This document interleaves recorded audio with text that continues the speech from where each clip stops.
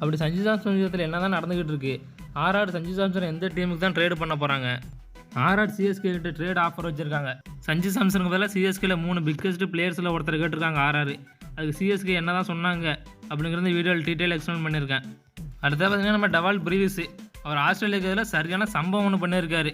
அதை பற்றி AB Villiers என்ன சொன்னார், சிஎஸ்கே மேனேஜ்மெண்ட் அவர் எப்படி பிக் பண்ணாங்க லாஸ்ட் இயர் அப்படிங்கிறத டீட்டெயிலாக பார்க்கலாம். வாங்க வீடியோக்குள்ளே போகலாம். நம்ம சஞ்சு சாம்சன் வந்து என்ன ட்ரேட் பண்ணிவிடுங்க இல்லைனா ரிலீஸ் பண்ணிவிடுங்கன்னு ஆர்ஆர் மேனேஜ்மெண்ட்டை சொன்னதை அடுத்து ஆர்ஆர் பார்த்துக்கிட்டிங்கன்னா எல்லா ஐபிஎல் டீம்கிட்ட அப்ரோச் பண்ணியிருக்காங்க. அதுவும் முக்கியமாக சிஎஸ்கேட்ட பார்த்துக்கிட்டிங்கன்னா நாங்கள் சஞ்சு சாம்சனை தரோம், அதுக்கு பதிலாக நீங்கள் ருத்துராஜ் கைக்வாட் இல்லைனா ஜடேஜா எதர் தூபே 3 பேரில் யாராவது ஒருத்தர் தரணும் அப்படின்னு ட்ரேட் ஆஃபர் வச்சுருக்காங்க அவங்க.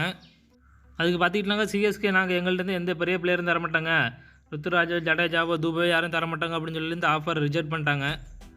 இதில் பார்த்திங்கனாக்கா இன்னொரு ஆஃபர் என்ன நடக்கிறது வாய்ப்பு இருக்குது. நம்ம அஸ்வின் அண்ணா வேறு வெளில போகணும்னு சொல்லியிருக்காரு. அதனால் அஸ்வின் அண்ணா ஆர்ஆர் கொடுத்துட்டு சஞ்சு சாம்சன் எடுத்துக்கலாம். அதுக்கு அவங்க அக்செப்ட் பண்ணிப்பாங்களான்னு தெரில. அஸ்வின் அண்ணா மட்டும், அஸ்வின் அண்ணா ஏற்கனவே already over paid player 9 crore சம்பளம் வாங்கிட்டு இருக்காரு. ஸோ அதனால் ஆர்ஆர் யோசிச்சாலும் யோசிக்கிறது வாய்ப்பு இருக்குது. 9 வருடம் எடுத்து ட்ரேட் பண்ணுறதுக்கு அவர் ஆல்ரெடி ரிலீஸ் ஆகணும்னு சொல்லியிருக்காரு. ரிலீஸ் ஆனால் ஆக்ஷனில் போயிட்டு கம்மி ப்ரைஸுக்கு எடுத்துக்கலாம் அப்படின்ட்டு அந்த ஆஃபருக்கு அவங்க ஒத்துப்பாங்களான்னு தெரில. கரண்ட் சுச்சுவேஷன் பார்த்துக்கிட்டிங்கனாக்கா சஞ்சு சாம்சன் வந்து சிஎஸ்கேக்கு ட்ரேட் ஆகிறது ரொம்ப கஷ்டம் தான். யாருன்னு பார்த்துக்கிட்டிங்கன்னா சிஎஸ்கே எந்த பிளேயரும் கொடுக்க போகிறதில்ல. அதனால் அவங்க ட்ரேடு பண்ணுறதுக்கான வாய்ப்பும் கம்மி தான். ஸோ அதனால் வேறு எந்த டீமுக்காவது ட்ரேடு பண்ண பார்ப்பாங்க அவங்க. வேறு எந்த டீம்லேருந்து நல்ல பிளேயர் வந்தாங்கன்னா அவங்களுக்கு பதில் சஞ்சு சாம்சனை கொடுத்துட்டு அந்த பிளேயர் எடுக்கிறது அவங்களுக்கு ப்ளஸ் தான். வர்ற நியூஸ் எல்லாம் பார்த்துக்கிட்டிங்கன்னா சஞ்சு சாம்சன் வந்து சிஎஸ்கேக்கு வர்றதை இன்ட்ரெஸ்ட் காமிக்கிறது அதிகம்.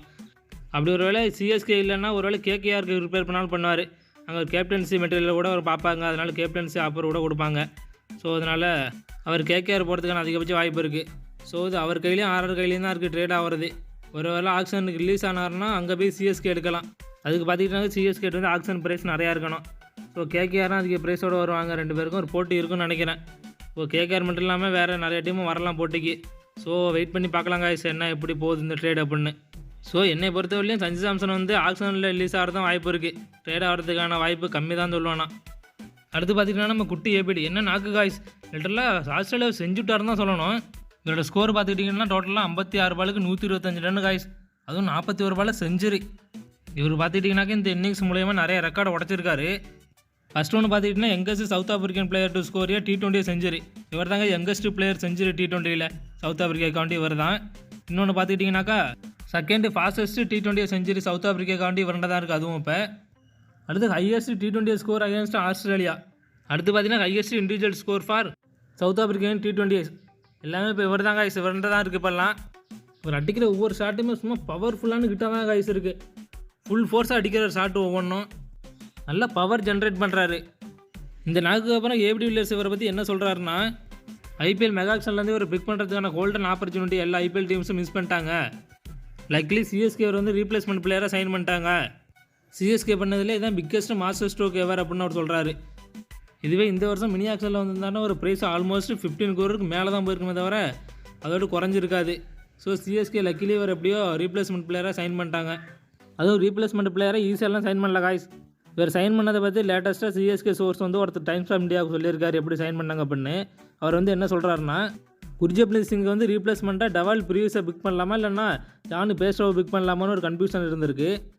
அதுவும் அந்த டைமில் சிஎஸ்கே வந்து 8 மேட்சஸ் 6 மேட்சஸ் லாஸ் பண்ணியிருந்தாங்க.